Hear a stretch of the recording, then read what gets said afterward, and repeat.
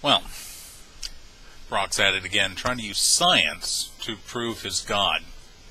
However, in his most recent video, he talked about the fine-tuning argument, about the problems in physics dealing with things like string theory, multi-universe theories, and other concepts as such.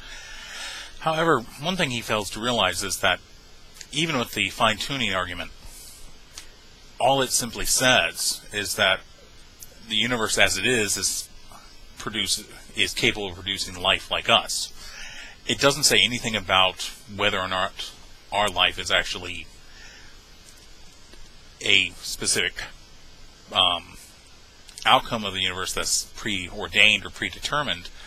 It just simply indicates that the universe is in such a state that it can produce carbon-based life with DNA and lipids and proteins and RNA and all the other organic molecules that make humans and other animals up. It does not in any way put humans at some kind of apex in this universe. I mean, let's just give a thought to the universe real quick. The universe is, well, if we look deep into the universe, we can see with our telescopes about 13 or so billion light years, like give or take. That means the total distance of the universe from edge to edge that we can see is about 26 billion light years. And if you go with the volume of that, it's huge.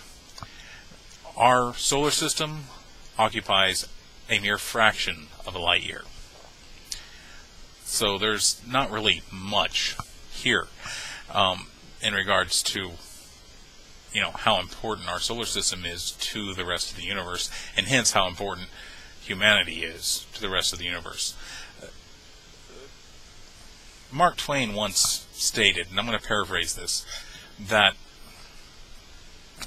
it would be like looking at the skin of paint on the top of the Eiffel Tower and assuming that the entire Eiffel Tower was built for that skin of paint. Well, in more accurate terms, we would simply be one or two subatomic particles in that skin of paint at the top of the Eiffel Tower. Brushed away by erosion, we'd never be missed by the universe as a whole.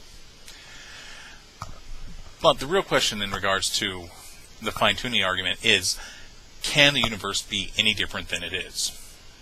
That's the real question. If it can, then the fine-tuning argument may actually have some substance to it. If it can't, then the universe is as it is, and this is the only state it can be in, and the fine-tuning argument is completely moot.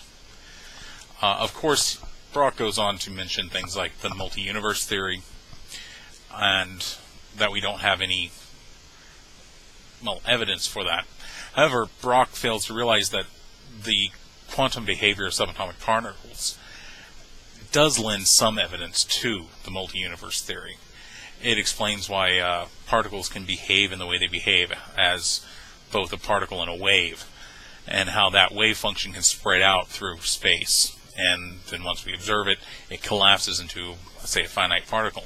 It's because those particles have now taken all world lines possible through all possible multiple dimensions, and only once observed does that particle wave and that probability collapse into something relatively concrete.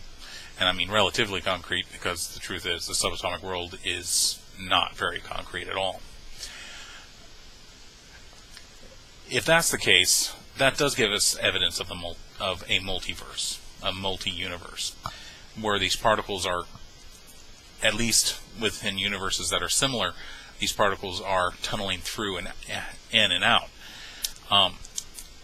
There's also a possibility that this Large Hadron Collider that's been built, if they ever get it actually up and running again, could potentially make particles disappear. This would seem to be a possible contradiction of the conservation law of matter and energy, but it would be a definitive example and definitive evidence of a multiverse, because basically we would have just shoved those particles into another universe. The truth is, though, in the end, we don't have enough knowledge to say either way. The fine-tuning argument brings up a potential explanation for the universe. However, it has no substantive backing, nothing to prove it. The multiverse or multiple universes, we have some slight evidence for that in the behavior of subatomic particles, but I mean slight. We need more work. We need more knowledge. Now, unlike Brock, I'm the kind of person that would say, hey, let's go out and continue to explore this question. People like Brock, on the other hand, say, oh, God did it, basically just filling the gap with an invoked deity, which is nearly as dishonest as his plagiarism. Now, I'm going to place in the link, I always do the wrong side, that side, a link to the article that Brock is talking about in the Discover magazine. It's still up online, so anyone can go read it. And it's quite an interesting article. I've read through about 2/3 of it. There's another page I just haven't gotten to before I made this video.